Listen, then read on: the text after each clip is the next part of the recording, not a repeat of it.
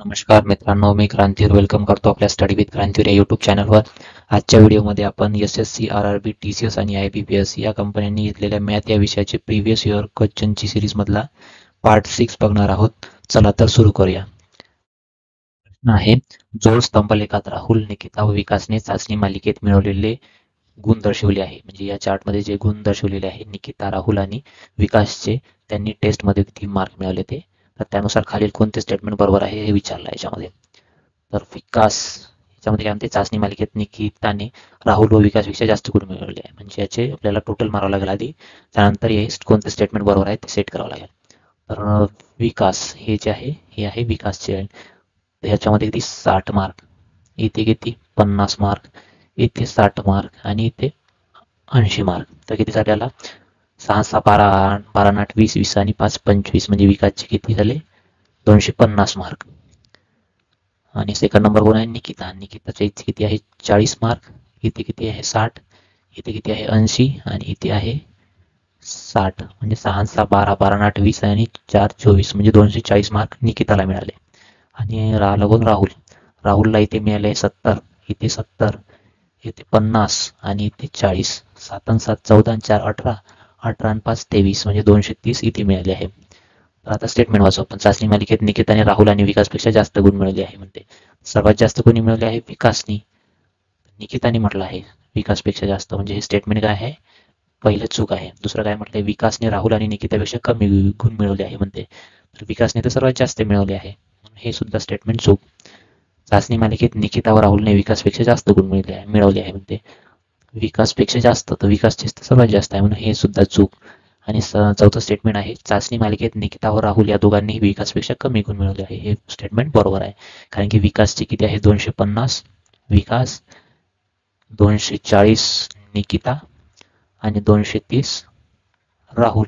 सर्वात जास्त काय आहे विकासचे. निकिता आणि राहुलने हे विकासपेक्षा कमी गुण मिळवले आहे. ऑप्शन डी बरोबर. प्रश्न आहे समोरचा, प्रतीक X दिवसात कामाचा 2/3 भाग पूर्ण करतो. प्रतीक आणि सागर मिळून त्याच कामाचा 3/4 भाग 12 दिवसात पूर्ण करतात. एकटा सागर ते काम 48 दिवसात पूर्ण करू शकतो. तर X चे मूल्य शोधा. म्हणजे काय विचारलंय प्रश्नामध्ये, एका कामाचा 2/3 भाग प्रतीक किती दिवसात पूर्ण करू शकतो असं विचारलं आहे. तर प्रतीक प्लस सागर हे दोघ जण मिळून किती दिवसात काम पूर्ण करतात, 3/4 भाग किती याच्यामध्ये, तर 12 दिवसामध्ये. तर यांना कन्वर्ट करायच्या दिवसामध्ये, 3 1 3 3 चौक 12 आणि हे जाईल गुणाकारामध्ये, म्हणजे 4 चौक 16.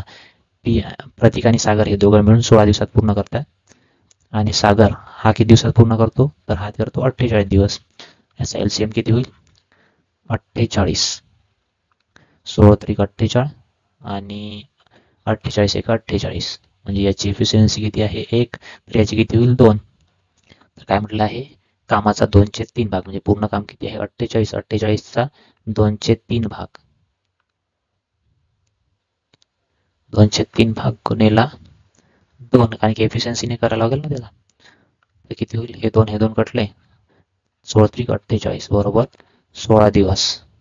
16 दिवसामध्ये प्रत्येक त्या कामाचा 2/3 भाग पूर्ण करेल. ऑप्शन सी 16 दिवस.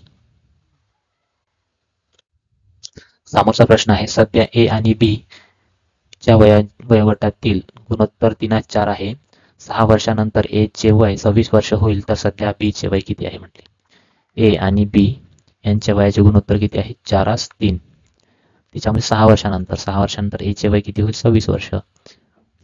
त्याच्यामधून मायनस केले किती 6, तर किती होईल, हे होईल 20. त्याच्यामधून मायनस केले तर किती होईल 20. 4 बरोबर 20, तर 3 बरोबर किती 4 पंच 20 आणि 1 बरोबर 5, तर 3 गुणिले 5 बरोबर 15 वर्ष. बीचे सध्याचे वय किती 15 वर्ष राहील. Option D. समोरचा प्रश्न आहे, श्रुती एखादे काम 30 दिवसात करू शकते, तर दिव्या 40 दिवसात करू शकते. तर त्या दोघी मिळून ते काम किती दिवसात पूर्ण करू शकते म्हणते.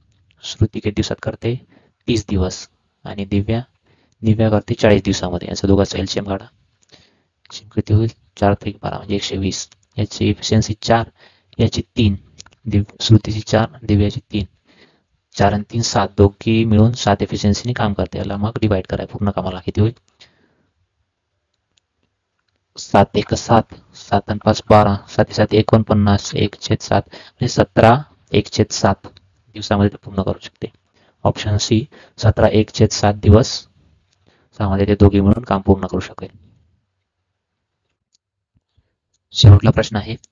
15 मीटर लांब, 8 मीटर रुंद व 6 मीटर उंचीच्या एका सभागृहाला छतासह आतून रंग देण्यासाठी 40 रुपये प्रति चौरस मीटर दराने एकूण खर्च किती होईल म्हणते. तर एखादी रूम आहे, त्या रूमला छतासह कलर द्यायचा आहे. तर छताला देता येईल, सर्व भिंतीला देता येईल, पण फ्लोरिंगला देता येईल का नाही. तर म्हणून फ्लोरिंग सोडून बाकी सर्वांचे क्षेत्रफळ काढायचे आपल्याला. तर किती होईल? याच्यामध्ये काय येणार नाही, फ्लोरिंगमध्ये हाईट नाही येणार. जे हाईट आहे ते सोडून फक्त बाकी डबल घ्यावं लागेल, कारण की 2 साईडच्या भिंती आहेत, त्याच उजवी साईड, डावी साईड, समोरची आणि मागची, आणि वरची साईड फक्त एकच राहील. फ्लोअरला सोडून स्लॅबची एकच राहील. म्हणून बाकीच्या सर्व 2 आणि फक्त फ्लोअर आणि स्लॅब यापैकी एकच घ्यावं लागेल. फ्लोअर आणि स्लॅबमध्ये काय नाही राहत, उंची नाही राहत, म्हणून उंची सोडून बाकी सर्व घ्यायचं. तर याच्यामध्ये काय म्हटलं आहे, 15 मीटर लांब गुणिले 8 मीटर रुंद, लांबी आणि रुंदी हे किती घ्यायची? 2 घ्यायची लांबी रुंदी. लांबी रुंदी एकच घ्यायला लागेल, कारण की उंची नाही आहे ना याच्यामध्ये. हे झालं एक फ्लोअर आणि याची. दुसरी आहे प्लस 15 गुणिले 6 उंची एका साईडची, हे 2 प्लस 8 गुणिले 6 हे 2 म्हणजे किती होईल? 15 15 75 15 8 120 हे होईल 120. आणि हे किती होईल? 15 सक 90 90 दोन्ही 180, 8 सक 48 48 दोन्ही 48 2 50 96 होईल. त्याची सर्वांची बेरीज करा. तर किती होईल?